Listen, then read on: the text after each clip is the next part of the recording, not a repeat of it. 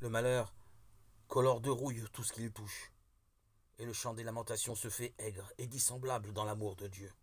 L'ébriété haineuse est comme du sel sur nos plaies, et nous fait dire des choses qui nous emportent au-delà de nous-mêmes, dans les régions de l'injustifiable et du mal.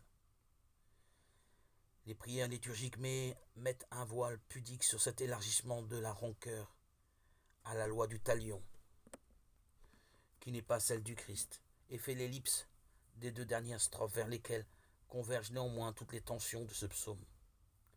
La tentation de l'irréparable vengeance passera par la mort des enfants de Babylone.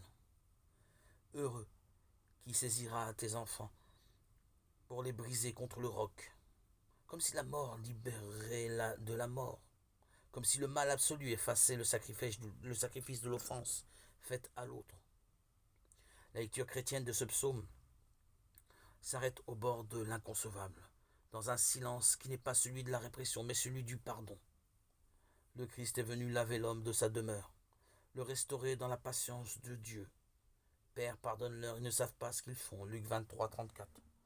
Sans doute, dans nos pires moments de haine, aurons-nous à tirer leçon de cette éclipse du texte, qui laisse dans les ténèbres du refus la vengeance comme un contre-champ à l'amour, un désir ajourné de fureur.